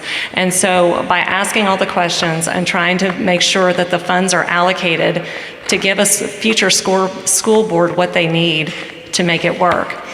So with that said, going back and looking at districts of comparable size, and I know that we talked after the last meeting, and I really appreciate you doing that. Because I did want to make sure, looking at districts of comparable size, are we in line, or where do we stand with other small districts who would face similar challenges and need to take care of, they have the challenge of providing quality education for all students in their schools. And so when going back and looking at districts of similar size, looking at Lenoir City, Elizabethton, and Millington, we found that the amount that's been allocated for a special ed program and support was, it was in line and actually a little bit higher than districts of similar size. Also looking at based on the responses that Hamilton County gave us for all of the questions that we asked, going back and looking at contract services, the contract service portion of it, I found that we were actually we actually had 2 times our pro rata portion for Hamilton County. And so looking at and that's for our students. In our schools, in our 3 schools, we have 8.7% students with disabilities, and that's according to the Tennessee State Report Card. 11% of our budget was allocated to special ed programs and support. For all of Hamilton County, the special ed, there's 12.6% students with disability, so they have they have a higher percentage of students with disability, and 10.5% of their total budget is allocated for these same expense categories. I guess all that being said is that we did try to put the resources in to make sure that it would happen. As far as the logistics, it's going to be up to a board to determine whether it's going to be individual staffing that's hired by the district or whether it's going to be contract services to provide that support. But like Dr. Friedel said, there's state laws that mandate you have to provide quality service and education for all children. I think that maybe we're talking past each other because the contract services are separate from this. These are actually an employed team of consulting teachers that are called lead teachers in special ed, hired through central office, that are then spread throughout the district. Their services are spread throughout the district. So they are not contract employees. employees at all. So it's not included under the contractual services. This would be under administrative costs through central office. So if you're reducing the central office special ed staff down to one special ed director, you're reducing a team of specialists down to one special ed generalist for the school. And a special ed generalist cannot possibly have the breadth of experience and knowledge to provide the depth of service that is required, that changes, the needs are constantly changing for the students. At one point it might be an itinerant teacher providing behavioral services for a child that's having a difficult time within a classroom, and then the next time it might be the assistive tech teacher, consulting teacher coming up to do an assessment to determine what communication device a child needs. So those people are central office experts. There's nobody that you could possibly hire as a special ed director who could provide the depth of service and have the expertise to be able to do all of those, wear all of those hats. And so I'm just not sure how that would possibly be. I think that's probably one of those unintended consequences that would be negative for the students who are receiving special ed services. Well, Kathy, I very well understand your concern, and your concern is held by any number of parents who have special needs kids. And there's no way that we can sit here and give you an answer that you would understand, because we can budget for it, okay? My personal opinion is the budget has the money to provide the services. Your concern is how can a small system employ the kinds of people? The best of both worlds would be that we contract with the same people who have provided the services in the past for Signal Mountain schools. There are, I can't think of more than two from my personal experience, but from my experience, there are folks in special education in Hamilton County who also contract their services to small counties like Ray County, Dayton City Schools, Sequatchie County, and so forth. So we can't, in your situation, in the situation of anyone that has a special needs kid, yes, there's a risk involved here. But my hope would be, because the money is budgeted, that the same, could it happen? I don't know. Like I say, the best of both worlds would be that those same people could be contracted to provide those services. And is that likely to happen? Probably not. But I would think that the school board that would be elected here would have the same concerns that you have, because they're your neighbors.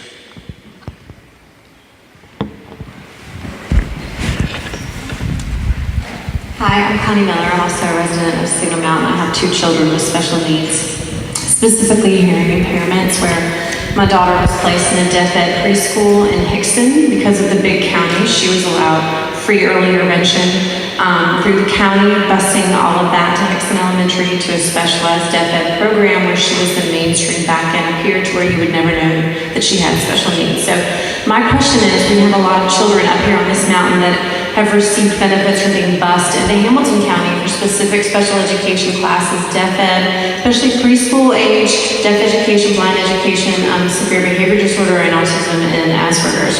So my question is, within this budget, does it allow for the fact, and also not to mention Orange Grove, so with this potential splitting off, does our budget encompass the fact that will our new little district provide all those services, including alternative placements for emotionally disturbed high schoolers that cannot be in a regular school? Like, is our little district going to be able to provide that? Is that in a budget? Or, I mean, when I addressed this question in Hamilton County, they said those children will not be necessarily guaranteed a placement in Hamilton County.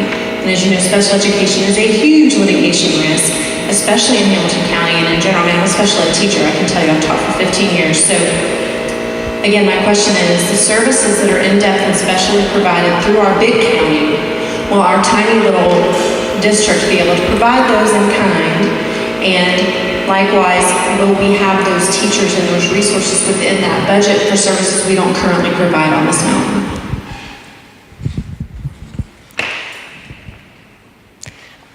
In the questions that we asked for Hamilton County, and they provided the responses, they did provide actual budget numbers for providing services for the special ed children both on and off the mountain, as far as for Siskin, Orange Grove, the Dawn School, and busing costs for those. Also summer schools programs and the occupational and physical therapists that you talked about earlier. So yes, the county did provide responses for both on and off the mountain special education services. The cost of busing special needs children off the mountain is included in the budget that we projected for a separate school district. Some of those costs are in transportation, and some are in the educational services themselves. But they are covered. Yes.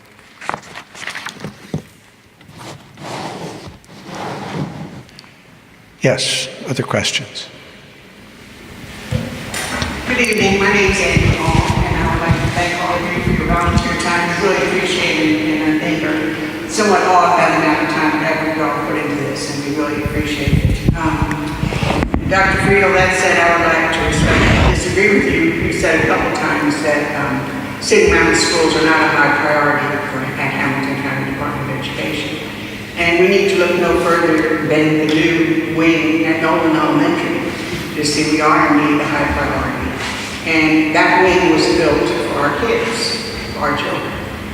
And my concern is, I've lived in the town of Signal Mountain since 1975. I've served on the school board. My grandsons live in unincorporated Hamilton. And I think a number of people here, and a number of the voices that we hear in our community are quite understandable to parents and grandparents who live outside the town of Signal Mountain. And basically, these are their kids' schools. They have been their kids' schools. And I appreciate in your report on page 36 when you go through talking about the issue that you haven't addressed, that you address the issue of the students and families and voters in Walden and unincorporated Hamilton County. And you say there are a number of questions, and the fourth question, which you state, is will their children be guaranteed enrollment in the Signal Mountain schools? And you conclude that your committee did not have the authority to offer definitive answers to these questions. That said, my question to you is, why then did you include a fee for those children living outside the town of Signal Mountain to attend the schools? It seems to me that is a solution that you put in the budget. In fact, you say in the report that you don't have the authority to make that definitive answer. Thank you. And I appreciate your disagreement about my comment on the Hamilton County Board of Education. The fee was included and recognize that the budget is a projected budget. It is not a definitive document that anyone will have to follow. We are determining viability. A school board will form its own budget. We think it's likely to bear strong resemblance to what we've created, but it may not.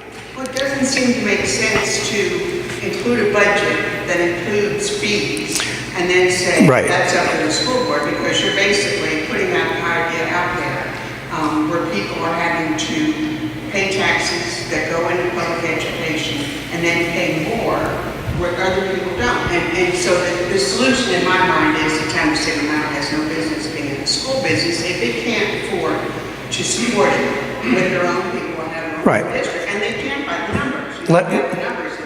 Okay, but let me answer your question. I started out with a comment. Let me answer your question. State law currently requires that an independent municipal school district, in order to be formed, must be supported by a municipal contribution. It's called a maintenance of effort,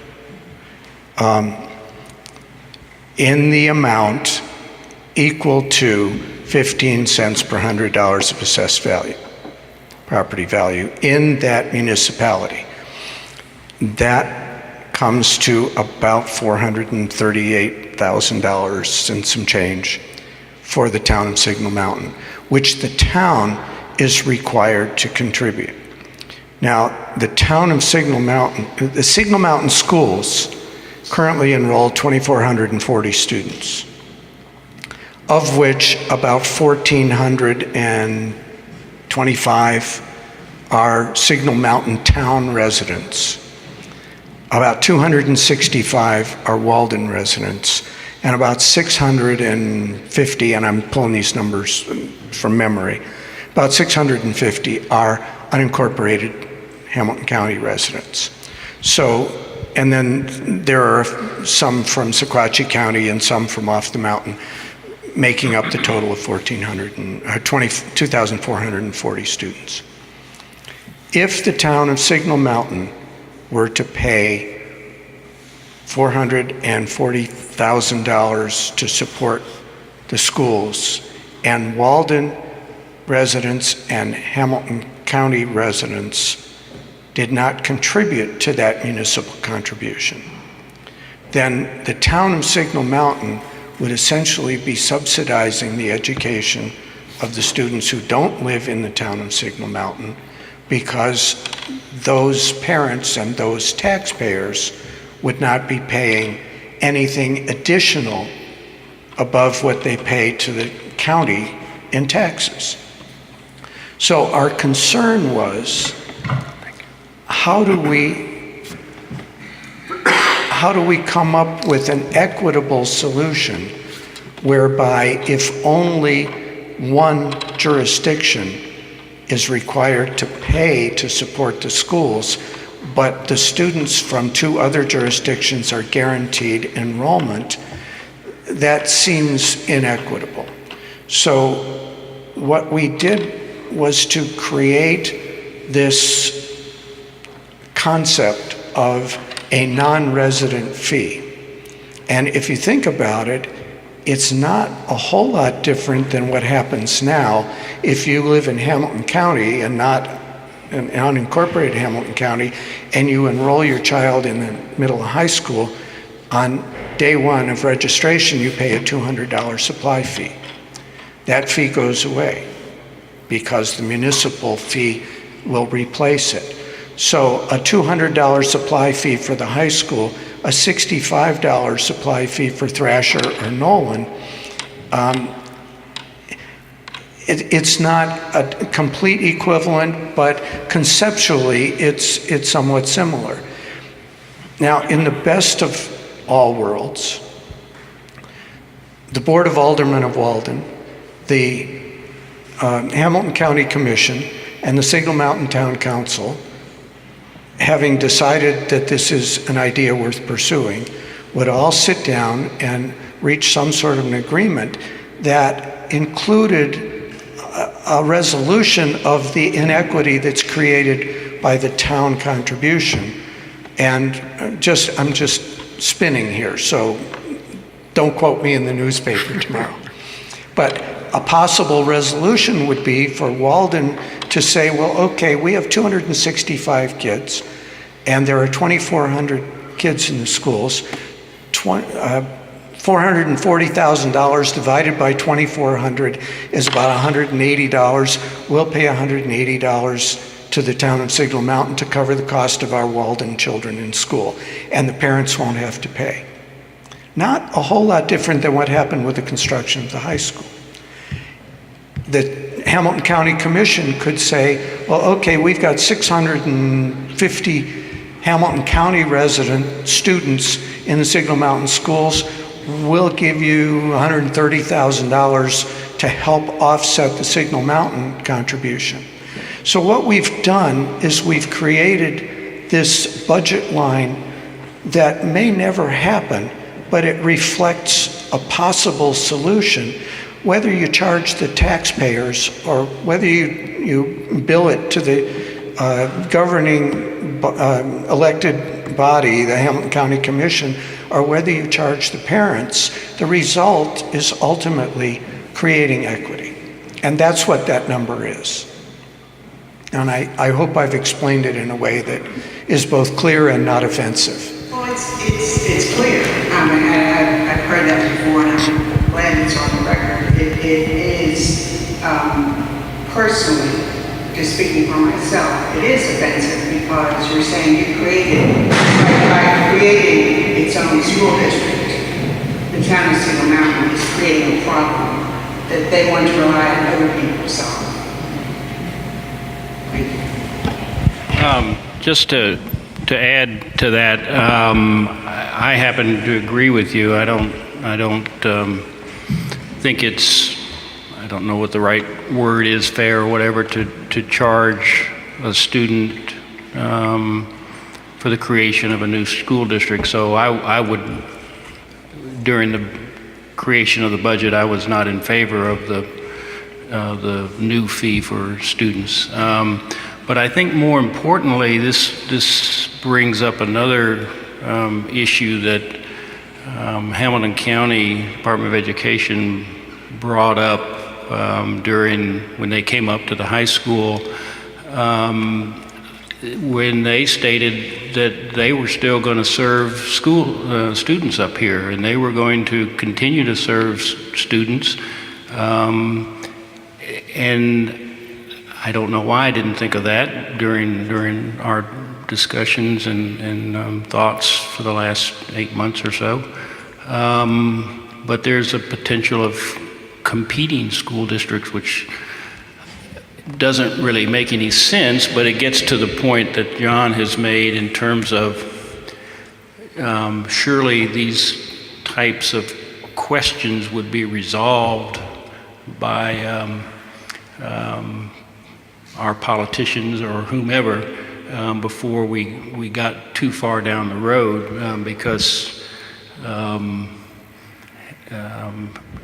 having two school districts competing for the same kids just doesn't seem exactly right. Charlie and I have gone down this road before. We have competing schools for our kids. Baylor, Macaulay, GPS, Chattanooga Christian, Notre Dame, and so forth.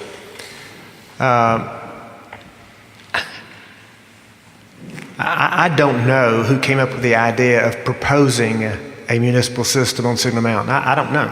I was asked to serve on an ad hoc committee, and after I applied, I was asked to serve on this committee. And all we were to determine was, is it possible? Is it viable? Yes, it is. And I think somewhere in the questions that were sitting online, that we haven't gotten there yet, but I think one of the questions has to do with the enrollment of, where do the kids go from Nolan and Thrasher once they finish the 5th grade? And I do know this statistic, I don't know the latest ones, but the year before Signal Mountain Middle High School opened, 37% of the students at Thrasher and Nolan were going to private education. 37%. And although I wasn't part of the movement to get a new middle high school in Signal Mountain, it's my understanding part of the promise was that we'll retain a lot of those kids. Well, the first year that Signal Mountain Middle High School opened, the percentage of students from Thrasher and Nolan dropped from 37% to 7%. So there's no question that it made a huge difference. Now, it's been, let's see, that was 2008 when the school opened, so it's been 9 years now. The newness has worn off. I personally believe that some people feel like that they're frustrated because they felt like they'd have more say-so in things on the mountain, and they haven't been able to get that say-so. So I think they're now looking to see how can we have more say-so within our schools. And I think that, they believe to do that would be to create a municipal school system. So they'll have more say-so. Yes, sir. Please. Kevin, and my family and I moved here from Texas 6 years ago, and our experience with Signal Mountain Schools has been very, very positive. In fact, that's why we moved to Signal Mountain. We have 4 kids, 2 have gone to college, 2 are much younger and are still in the school system. So whenever I heard this concept, first of all, I also think that our experience personally with the teachers and coaches and everyone else in Signal Mountain has been very positive. We think that a big part of what makes up the schools are the teachers, and it's been so we want them to be happy. So running a business, it was very intuitive to me that if you have great people and you can find a way to give them more resources, well, that makes a whole lot of sense. That they would be really happy and they can do a better job. If I have an employee and I can give them more money to spend, then they can do better. So that was a simple idea that made sense to me. But I do know that, and I've heard, that there's some concerns with the teachers on Signal, and whenever Hamilton County came up to Signal Mountain and gave the presentation, I think there were a lot of items that kind of fostered this concern of, nearly intentionally, it felt like that you would need to worry about your job. If Signal Mountain created its own school district, you would need to worry about your benefits, etc. And I know there's state law that requires all of that, but there were also little subtleties that were presented that if I was a teacher, I would wonder, do you guys really know what you're talking about? And so I guess that's a question for me.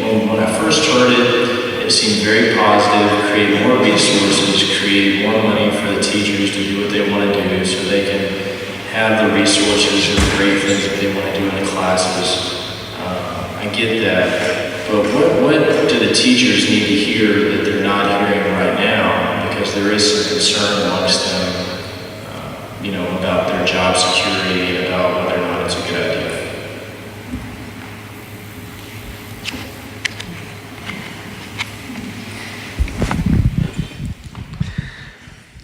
As far as job security is concerned, tenure status is automatically transferred. If a teacher doesn't want to stay in his or her job in Signal Mountain, they are tenured in Hamilton County, and Hamilton County will find a place for them. Seniority status transfers, salary transfers. I think probably the best example we can give is the experience in the 6 communities in Shelby County, where we were told that 100% of teachers were offered positions in the municipal school district where they previously taught in the county system. And in several, the transfer was unanimous, and in all of the schools, the transfer was both seamless, and a very high percentage of the teachers chose to stay there. The benefits that they received are the same that they had before. I can't imagine that it would be any different in a Signal Mountain Municipal School District, for the simple reason that you've got good people and you don't want to lose them. And that's the best way to lose somebody, is to tell them that you've just changed the terms of their contract. Aside from the fact that you can't do it because the state won't allow you to do it, no sane person would want to do that.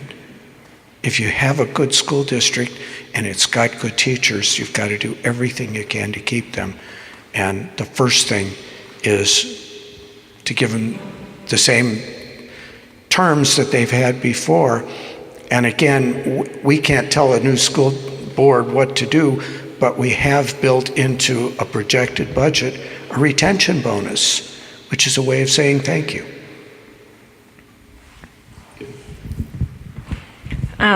What we learned in Shelby County too is that when the municipalities pulled out. Now you have different municipalities and a county system competing for the best teachers in their area. As a result, if you go online, the highest paid teachers in Tennessee are in Shelby County, because all of those and I think that competition creates that, it's because of competition. It's not a monopoly. It is, they have options, and so you go where you are treated the best. And I think that if this was the case, a municipal district would be competing, at least competing against Hamilton County to provide equal or better benefits package and salary so that you can retain the best teachers in the area.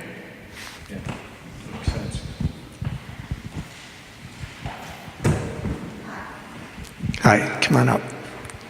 My name is Jean Hermanis.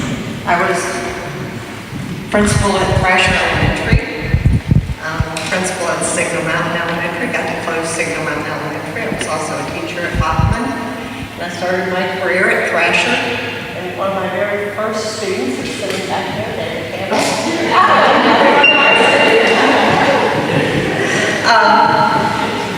Actually went to school with my son.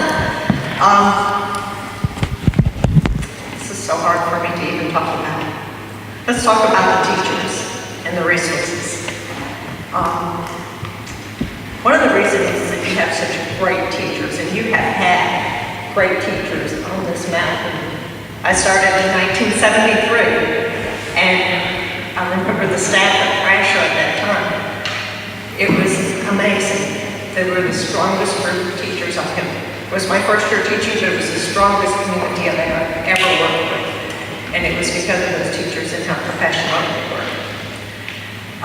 In my career, I can think of 21 teachers from our schools who have gone on to be administrators. And I just think that's phenomenal.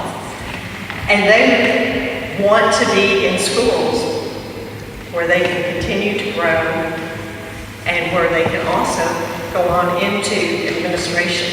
And you are really going to limit that. And I guess one of my questions is, what would you have in place for these people? Because you want these teachers. You don't want somebody who's just going to come here and never continue to grow.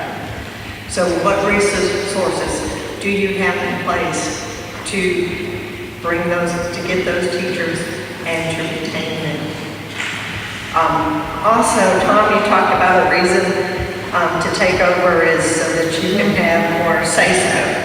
Well, I think you always work to make your schools better.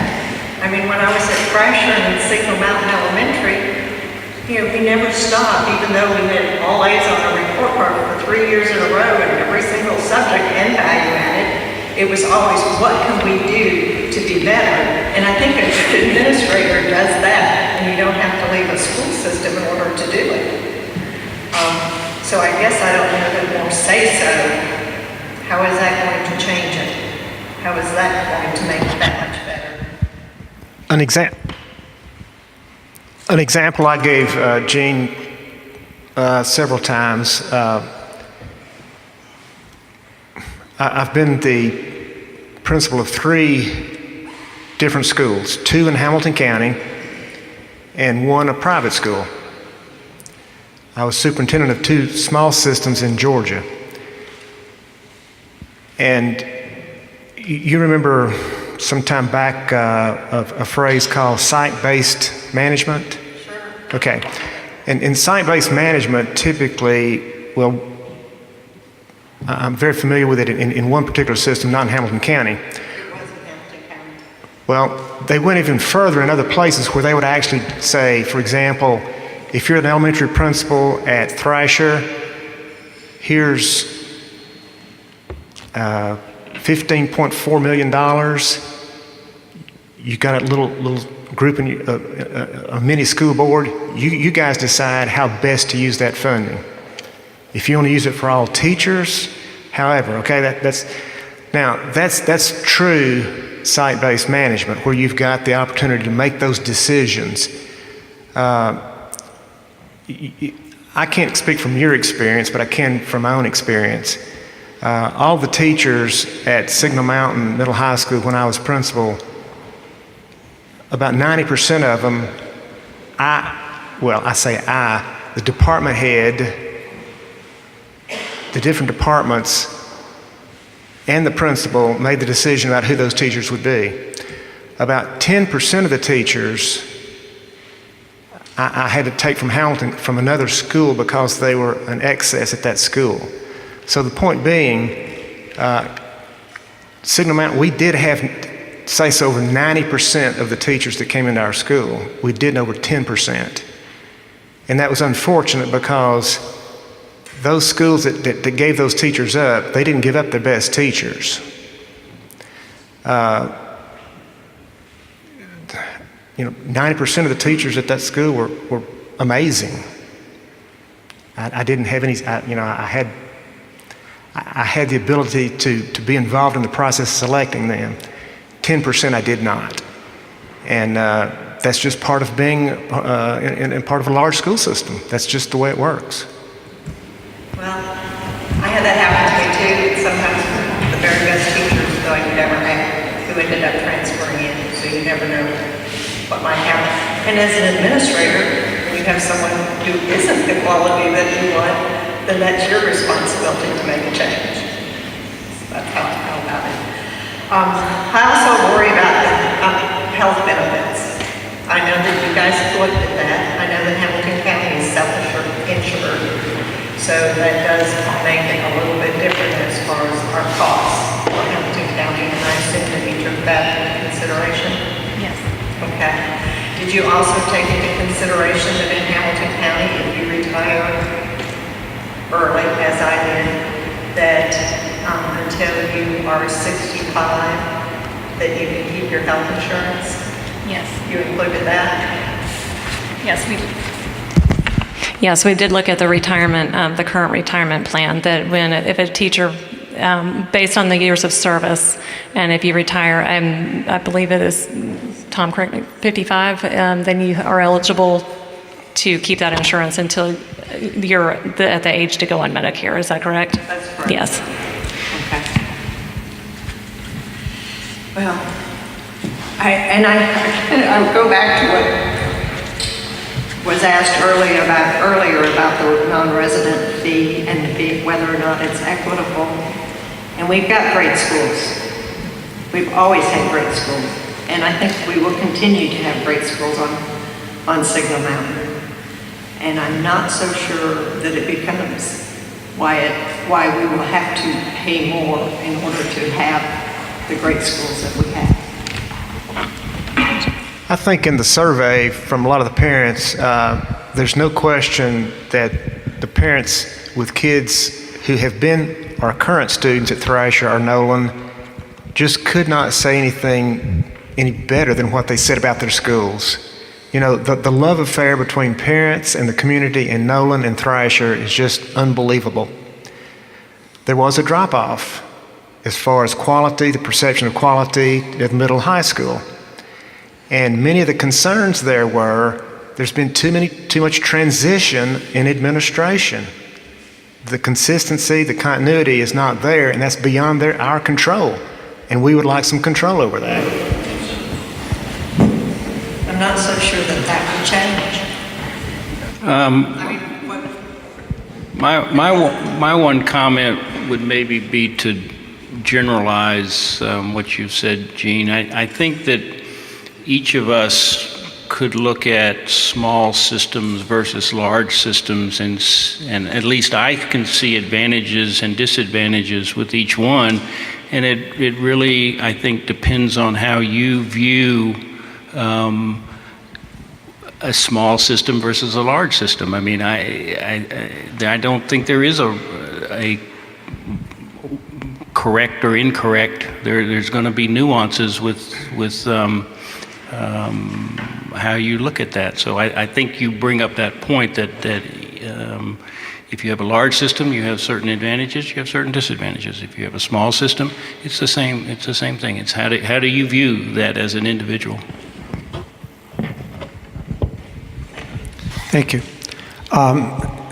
We are a little past 9 o'clock, and I'm thinking we probably need to wind this down.